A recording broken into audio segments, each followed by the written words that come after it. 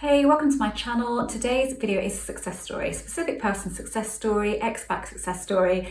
It's from a member, and Mags, thank you so much for letting me tell this story. I say letting me, I never ask. If you're a member, I will never say to you, please can I share your story? Because one, you may not want me to, and two, you just may feel like you have to say yes.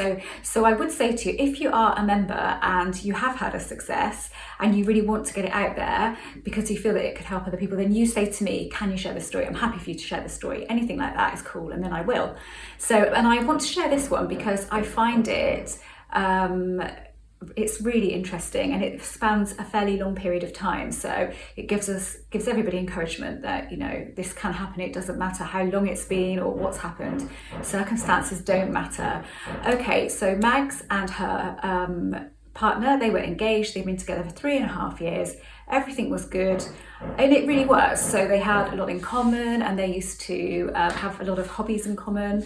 They would have their own separate things, but they would just spend a lot of time together. Their weekends were always spent together. They had friends that they'd see socially, and they were friends of both of them. So they had all of that going on in it. On paper, well, I say on paper, it was a perfect relationship. It was as perfect as relationships can be, given that we have our ups and downs in relationships.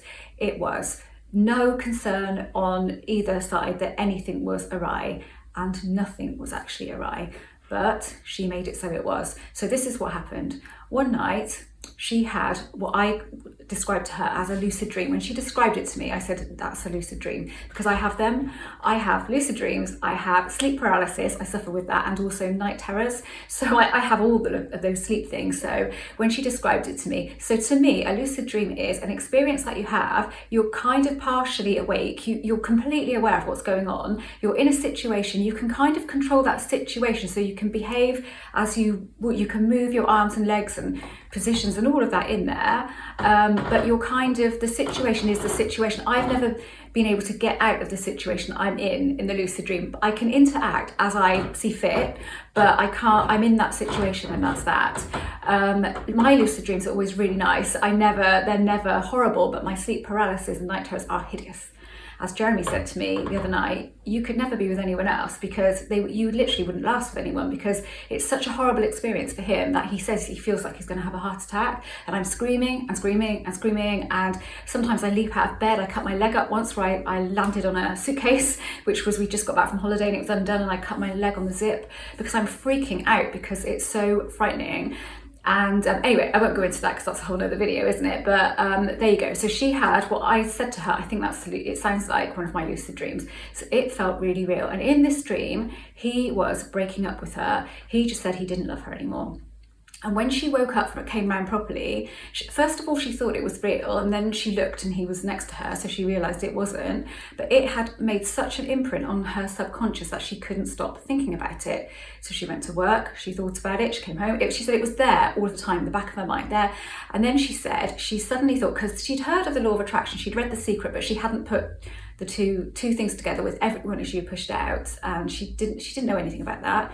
So she convinced herself that it was a premonition, which is understandable, isn't it? That's what she convinced herself. Oh my God, it's a premonition. How can I change this? How can I change this? Didn't know that she could do anything with her mind and whatever. So every day she would have this feeling about her, he's going to break up with me. He's going to break up with me. And this went on for only 3 weeks. And then after that point, he called her. He said, could she come home from work early? And she came home, and he broke up with her, and they were living together. He broke up with her and said he didn't feel that he loved her anymore, and he didn't feel the same. He basically said, I just don't feel the same anymore. And there was no way. She tried to talk him round and all of that stuff, and I won't go into all of those details, but basically they split, and they were in a rented property, you know, so they didn't have to go through the whole selling the house thing. So she had to move in with a friend because she just had no idea what she was going to do, and she wasn't in a good place. And he went off seemingly happy as Larry, doing his own thing, enjoying himself, and started seeing somebody else. After about 3 months, moved in with this new person. It was crazy, crazy stuff. And she was convinced that she had predicted this, and she, you know, of course, then she looked online, you know, how can I get back with my ex? And then found law of attraction, and then everyone as you pushed out, and thought, oh my God, I did that. I created that situation, and I did it in 3 weeks. What? So when she came to me, she was in a really bad way. 1, because of the end of the relationship. 2, because he was seeing somebody else. But 3, because she felt like it was all her fault. And she's like, I've done this, I've wrecked my life, because that's how she felt. She was so desperate in that time. So when she joined as a member, she'd already then she'd looked at Neville's stuff and she'd heard about everyone issue pushed out, everything issue pushed out. And so she really got that, and she really believed that that's what had happened. So I didn't have to convince her of that, which was a really good start. But that didn't help at the time, because she was so... I think she'd slumped into depression. You would say that, Max? I'm not expecting her to comment, but I'm not saying anything here that she hasn't given me permission to say, and we did talk about that. So she was in a very bad place, and more of it I think was due to the frustration that she'd done herself and the anger at herself for doing that. And if she'd have just got up that morning, thought, oh my God, that was weird, oh, it's horrible, but then let that go, this would never have happened. And I truly believe that. I really do believe that we can create a situation like that if we keep vibrating it. So what she was doing was going about vibrating, having the vibration of him leaving her, him ending things, as if it was, if you imagine that as an entity, that thought, that feeling as an actual entity, she had that inside of her. And if you'd have stuck it on the front of her chest and she'd looked in the mirror, it would have had to reflect back to her. There was no other choice. It wasn't his fault. This was not his fault. With everyone issue pushed out, I don't say let people off the hook if they do awful things to you or anything like that. I'm not going to go into that now, what I think about that. But he was compelled to act that way. He felt he'd lost his feelings. It wasn't his fault, because he was playing the part that he'd been given. So this is what happened. So there it gets tricky. He's with somebody else. He's living with someone else. And posting on social media, and she kept looking at social media, could not help herself, even though I did keep saying to her, and she was good for a few days, and then she'd go back to it. And because the thing is, and then she kept posting and posting and posting all of these amazing shots of her looking like she's having this incredible life. And they were still like friends online, so he could have seen her stuff and she could see his stuff. So my first bit of advice to her was stop posting online, because you want him back, you want to try again, you want another shot at this. You have to create some sort of air of mystery. He has to wonder about you, and if he can just look at your Facebook or your Instagram and see, 1, just all these happy photos, and 2, just sees what you're doing on a daily basis, so there is no mystery. So you've lost that air of he can't miss you really when he can see all of this going on. He doesn't have to wonder about what you're doing. So let's look at this on a practical level first. Stop doing that. Stop looking at his social media. Unsubscribe from him. You don't have to block him, do you? You can just stop looking and not. I know on Facebook, I don't know about Instagram because I don't use it, but all of that stuff. So pull away from that. And it was really hard for her. She had really bad withdrawal symptoms. She just felt horrible. But she said after about 3 or 4 weeks, she started to feel so much better. And she said to me, actually, when I think about doing that now, I feel sick.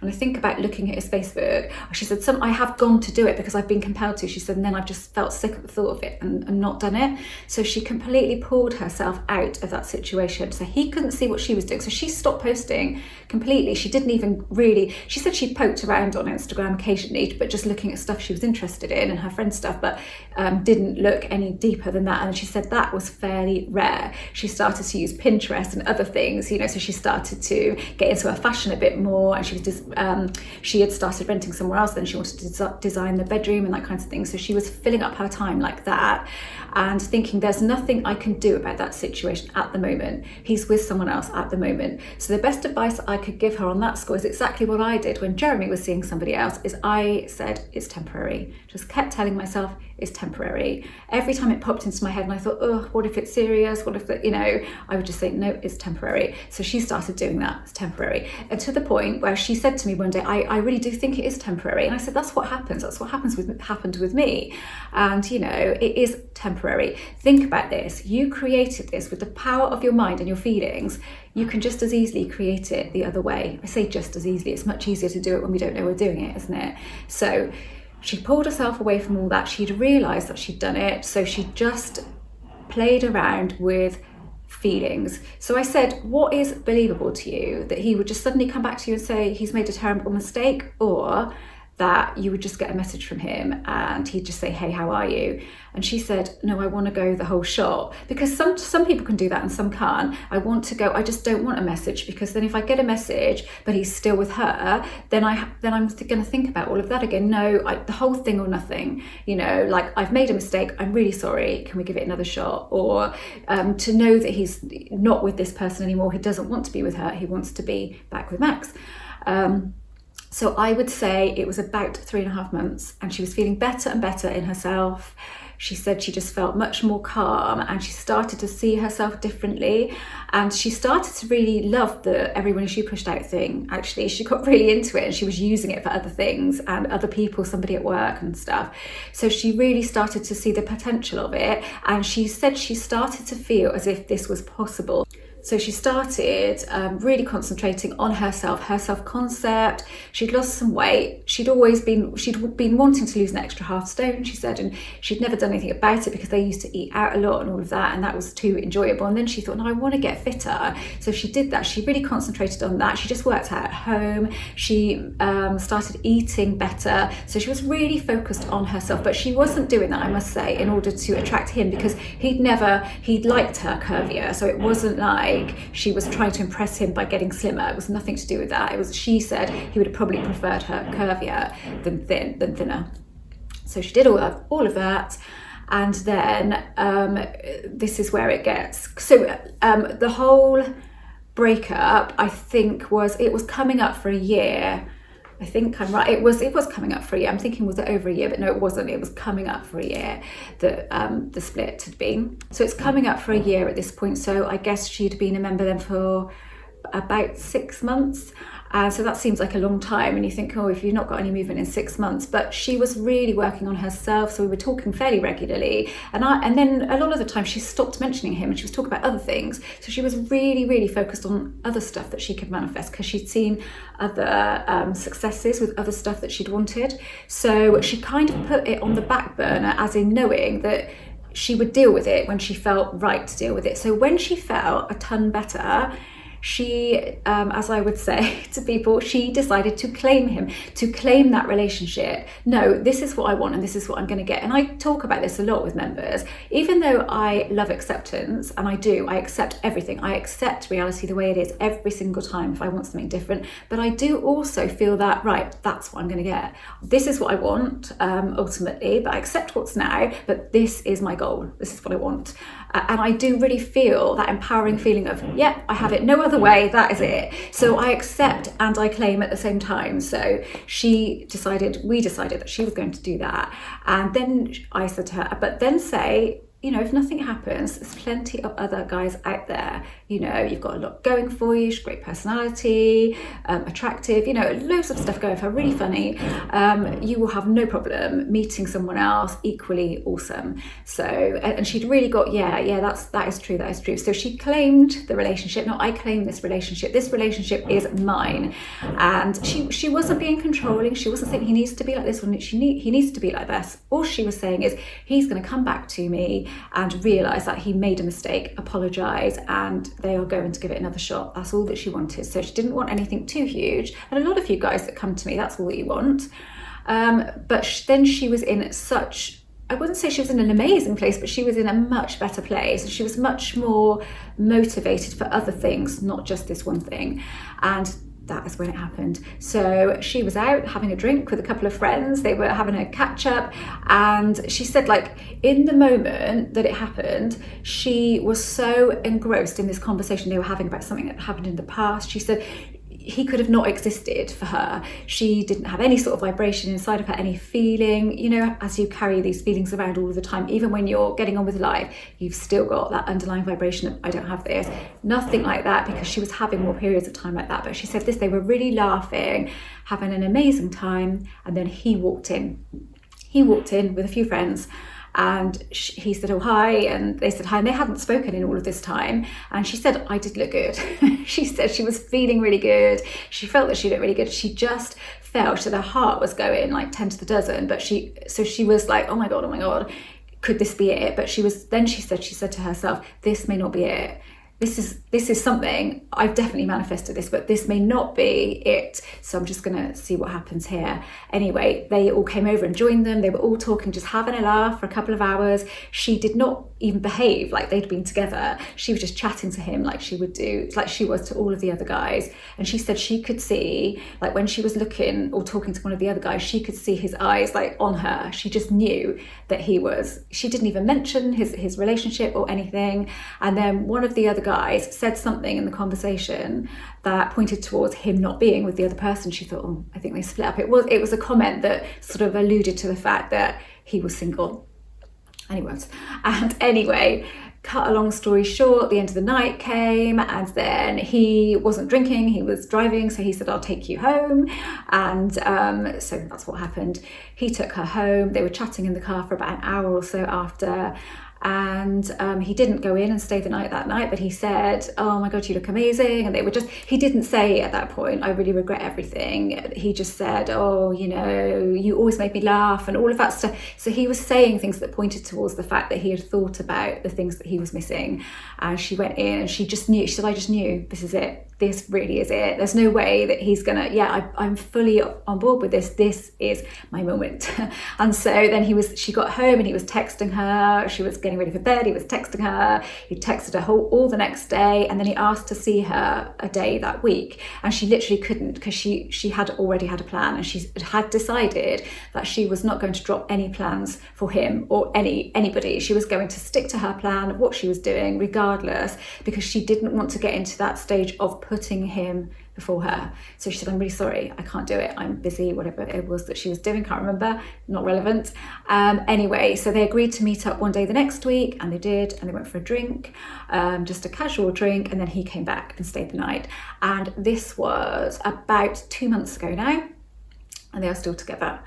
Not living together or anything, but they are in a tentative new relationship. But she said, so far, so good, and she doesn't see any reason why it won't work out. She said she does have the odd moment where she thinks like, oh my God, what if something like that happens again and I get into this thing again? But then she just says, as I told her, not true, and then get the feeling of not true, the feeling of that. And for me, it's always cancelled that out. So one, it's a distraction, so it's like a switch word, a switch phrase, and two, it has its own vibration. And if you can feel that not true, then that's going in there and that's going out there. So that is what happened, and that's an amazing story. And I love it when it's been quite a long period of time, not for you guys if you've been trying to manifest for that long, but when there's a success after that, and it's a real success, so not just a few texts here and there, because she had got herself into a place where I said, you have to put yourself first.